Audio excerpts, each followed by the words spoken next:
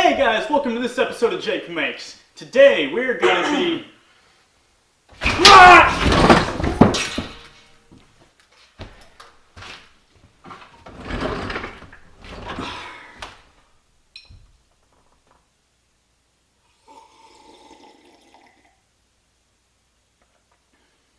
KATAR build, part 2.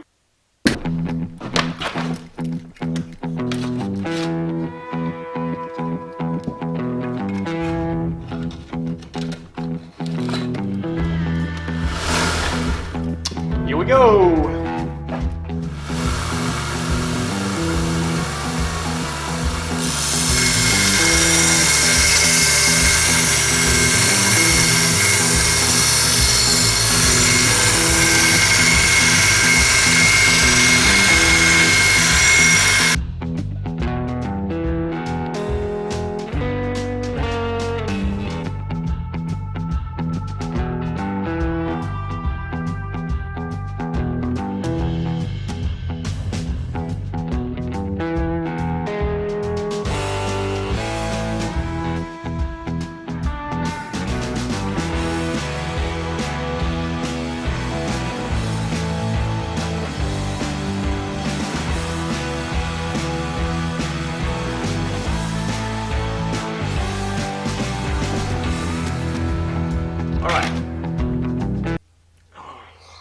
Okay, bevels are roughed in now. Took about, I don't know, maybe an hour and 20 minutes. Got them all roughed in, leaving a little bit of material, just a fraction of an inch on the edge, so that we have less chance of the edge deforming during heat treat. I went up to 200 grit on the belt sander for the bevels, and they're looking pretty good.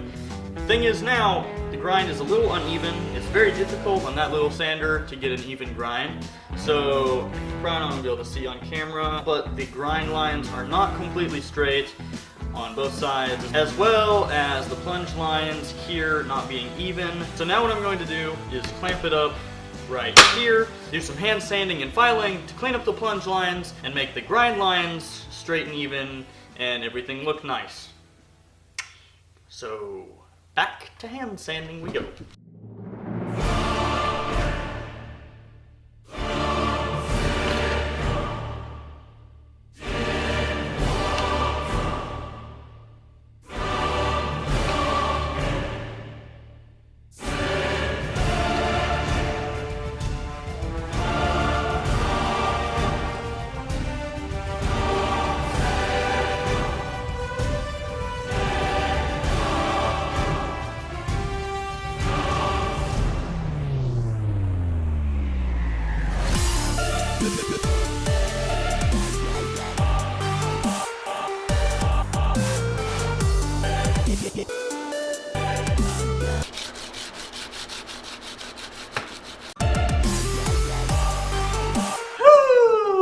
That took a long time. I'm on day number 4 right now. Or rather, night number 4.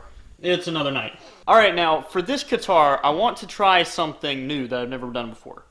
I want to try doing a fuller, also known as a blood groove, for some dumb reason. I don't know why it's called a blood groove. I've never done one of those before, and I think it will make this particular piece look a lot nicer because it's got such a wide blade with not really much going on, and I think a fuller down the middle of it will look pretty sweet. So I'm going to attempt to do that. Like I said, first time doing it, I have no idea how exactly it's going to turn out. We're gonna have to see. I did a bit of practicing last night on a scrap piece of steel just to see if I could do it, and I believe I'm tolerably certain that I'll get it successfully eventually. But I'm still nervous, because if I mess it up, it'll look like crud. So what I'm going to use, I got a couple chainsaw files, a bent needle file, I've got a rotary tool with a cylindrical grinding deal, I've got an assortment of other files and sandpaper. Why don't we just get started, and I'll give you the commentary as we go.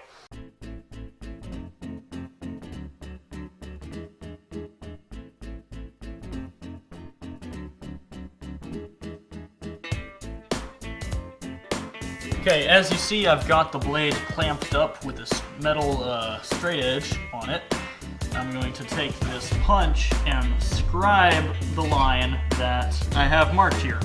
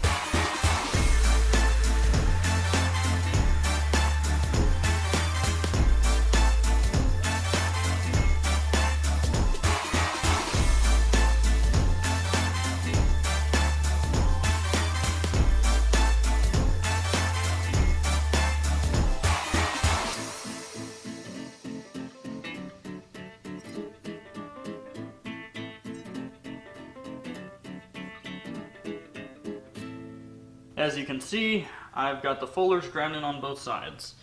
Unfortunately, they both ended up, I'm not sure if you can tell, but they both ended up being slightly off center. This one is the worst. Yeah. Which is unfortunate, but you know, the first time you're doing something, you're gonna make some mistakes. Yeah, that's annoying me greatly. Now the next thing we're going to do is figure out where we're going to fit the guard and cut down the metal. First, let's find and mark the very center of this bottom part of the blade. Where'd the ruler go? There we are. Now we'll take our guard. And then before we do that though, we're also going to mark where we're going to cut the ends off of this, which basically the design of the Katar means the width of the handle and the bars that come along your arm has to obviously be wide enough to stick your hand in there. So let's see, my hand is about 3.5 inches wide. I'm gonna go ahead and make the width of the guard right now, rough cut, 4 inches. That's too wide, we'll grind it down from there.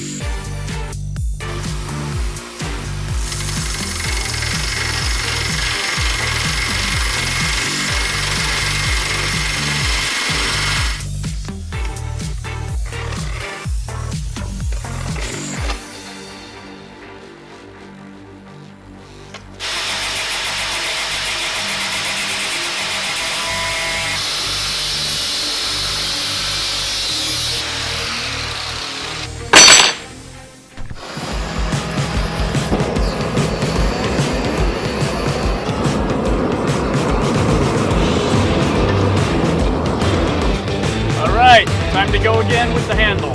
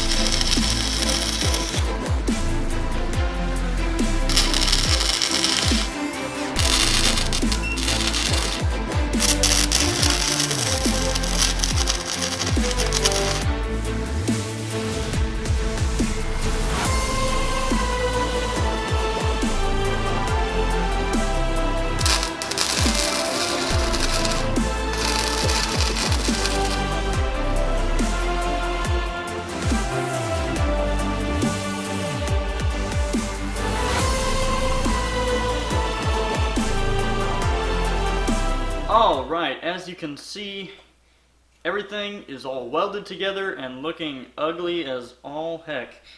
But I completely lost what I was going to say. So now the next step to do is to cut these two ends off flush. Cut these ends off the front to make them even with the angle there, and make them look pretty. Then I'm going to bevel down the sides to make them look prettier on both sides. Then I'm going to grind down and clean up all the welds everywhere, which is not going to take long at all. That was me being sarcastic. And then we're going to be done. Just kidding. No, then I'm going to bend out these ends here to look more like that. And then we're going to hand sand the whole thing. And then we're going to be done. This project has taken a lot of hours. I am not exaggerating, I don't think, when I say that 90% of the work on this thing has been done off camera. Just so you know, this project has taken an immense amount of work. Why am I talking so much? We're not finished yet. That was funny. I completely forgot all about the heat treat. No. First we're going to grind everything down and clean it up and make it look nice and pretty. Not go to the final hand sanding yet. Then we'll heat treat it, temper it, then we'll go into the final hand sanding and do all that cleanup. So yeah. Now let's get back to work.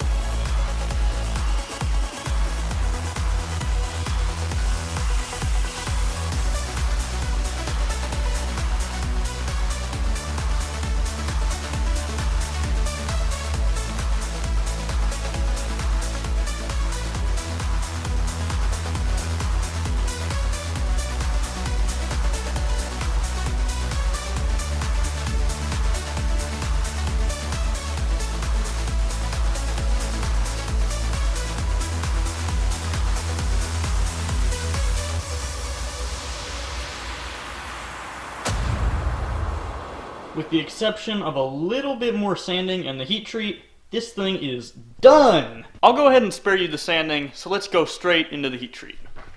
Starting with 3 normalizing cycles. Alright, now while that's heating up, let's talk for a minute about what normalizing a blade does. See, when you forge out a blade, you introduce a lot of stresses into the material. And so if you go directly and quench it and everything, then the finished blade is going to have a much higher likelihood of cracking or breaking or something like that because of the stress that's been built up into the metal. Now, by heating the metal up to critical temperature and letting it cool slowly, it relieves that tension. So normally what bladesmiths do when they forge out a blade is before quenching the blade, they will do several normalizing cycles, which relieves the stress that's been built up into the material, as well as reducing the grain size of the steel, which also is very helpful for strength and edge retention.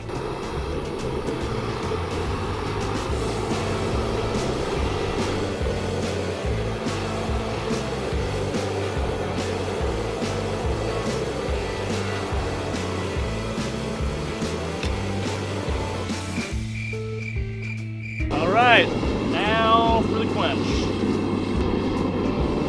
I've got a magnet here on a stick so that I can tell when the steel has reached critical temperature. Steel becomes non-magnetic at about 1345 degrees Fahrenheit. Critical temperature for steel is about 100 degrees above that. So with a magnet, we can kind of figure out the right ballpark, let it get a little bit hotter, and then quench it.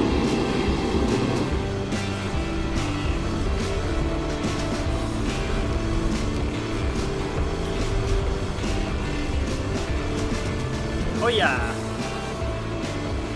Now I'm going to come and give it a quick hand sand to expose the clean steel so we can watch the color change in the temper. Go ahead and turn the oven on to 400 degrees. Our oven doesn't quite work so well, so I'm turning it up to 420. Now we'll stick that in there and leave it for 2 hours. Oh, look at that color. Ah, that's hot. Alright, done with heat treat. Unfortunately, that's where we're gonna have to leave the video for today. I was hoping to get this whole thing fit into this one second part video, but I got something real fun planned for the next bit, and I'm not gonna be able to fit it all into this one video, and I'm shaking the camera around. I got something super fun planned for next week's video, the part 3 testing video, testing the guitar, finishing it up. It's gonna be really fun. Don't miss it. Be sure to watch that video. I don't even care if you watch this video, although if you're here, you've already watched it, but make sure to watch that next video. It's gonna be awesome. Thank you so much for watching this video. I've learned a ton on this project. I've tried a bunch of new things that I've never done before, and I mean, it's not perfect because I'm doing stuff I've never done before and I'm taking some risks, but I think it turned out really, really well. I'm super happy with myself. What else do I say? Outros are not my strong suit. Consider subscribing if you're not already a subscriber. I do projects like this all the time. Take you around, sort of vloggy videos, building stuff, learning new things. Lots of fun. I'll see you in the next video. Jake out.